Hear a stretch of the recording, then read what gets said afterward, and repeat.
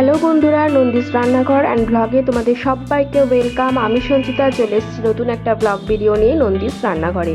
তো শুভ জন্মাষ্টমী উপলক্ষে আমি আর মা বাড়িতে যে সমস্ত রান্নাবান্নাগুলো করেছিলাম সেগুলি আজ তোমাদের সঙ্গে শেয়ার করব। তো শুভ জন্মাষ্টমী উপলক্ষে মা বানিয়েছিল তালের লুচি আর তালের বড়া, আর আমি কিন্তু বানিয়ে নিয়েছিলাম একদম নিরামিষ পদ্ধতিতে আলুর দম আর মিষ্টি পোলাও। নিরামিষ পদ্ধতিতে আলুর দম বানানোর জন্য কড়াইয়ে সর্ষে তেলের ওপর গরম মশলা ফোড়ন দিয়ে আদা, টমেটো, লঙ্কা বাটার পেস্ট আমি দিয়ে ভালো করে কিন্তু কষিয়ে নিচ্ছিলাম। আর এইদিকে মা কিন্তু তালের বড়াগুলো ভেজে নিচ্ছিল। আর হ্যাঁ, তালের লুচিটা কিন্তু ফার্স্টেই আমি আর মা মিলে করে নিয়েছিলাম, এটা কিন্তু তোমাদের সাথে শেয়ার করা হয়নি। আর হ্যাঁ, আলুর দম বানানোর জন্য আমি আলুগুলোকে কিন্তু প্রথমে একটু ভাপ দিয়ে নিয়েছিলাম।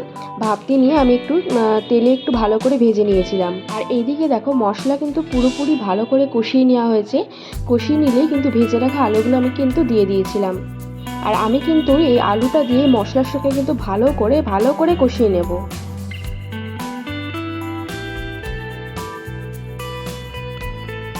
আর তারপর এর মধ্যে স্বাদ মতো লবণ আর পরিমাণ মতো হলুদ কিন্তু আমি দিয়ে দেবো। আর দেখো, এই আলুর দমে কিন্তু আমি একদমই ঠান্ডা জল দেবো না, তার জন্য আমি গরম জল বসিয়ে দিয়েছি। আর এদিকে দেখো আলু কষানো হচ্ছে। আর যেটা আমি দিয়েছিলাম সেটা হচ্ছে আলুর দম মশলা, সানরাইজের আলুর দম মশলা ভালো করে গরম জলের মধ্যে গুলে আমি কিন্তু এর মধ্যে দিয়ে দিয়েছিলাম। দেখো আলুর দমের কালারটা কিন্তু দারুণ এসেছিল।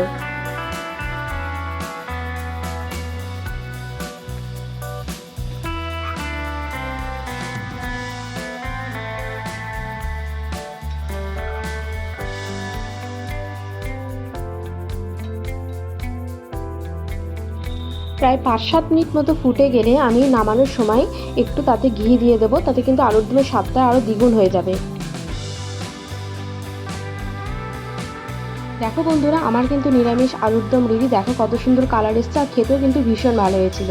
আর এদিকে আমি যেহেতু পোলাও করেছিলাম, তাই আমি চালগুলো আতপ চালগুলোকে ভালো করে ধুয়ে জল ঝরিয়ে নিয়েছিলাম।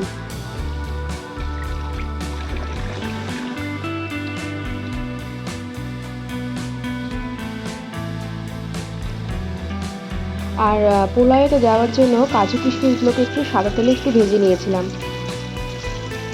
তারপর তেলের মধ্যে গরম মশলা ফোড়ন দিয়ে চালটাকে আমি আদা বাটা দিয়ে মাখিয়ে রেখেছিলাম। তো মাখিয়ে রাখা চালটাকে আমি কড়াইয়ের মধ্যে দিয়েছিলাম। কড়াইয়ের মধ্যে দিয়ে একটু ফ্রাই করে নিয়েছিলাম। আর একটু সামান্য হলুদ, পরিমাণ মতো হলুদ দিয়েছিলাম। আর এদিকে দেখো আমার ছেলে কিন্তু রেডি হয়ে গেছে, ও কৃষ্ণ ঠাকুর সেজেছিল। তো জাস্ট সেটারই একটা ভিডিও করেছি, তোমাদের সাথে শেয়ার করছি। আর এইদিকে দেখো আমার পোলাও কিন্তু একদম ঝরঝরে খুব সুন্দর হয়েছিল আর একদম রেডি হয়ে গেছে। তো আজকের ভিডিওটা এই পর্যন্তই। ভিডিওটা যদি ভালো লাগে প্লিজ একটা লাইক করে দিও, আর নতুন নতুন ভিডিও পাওয়ার জন্য চ্যানেলটিকে সাবস্ক্রাইব করে কিন্তু সঙ্গে রেখো। তো আজকের ভিডিওটা এই পর্যন্তই, দেখা হবে নতুন একটা ভিডিও নিয়ে। বাই।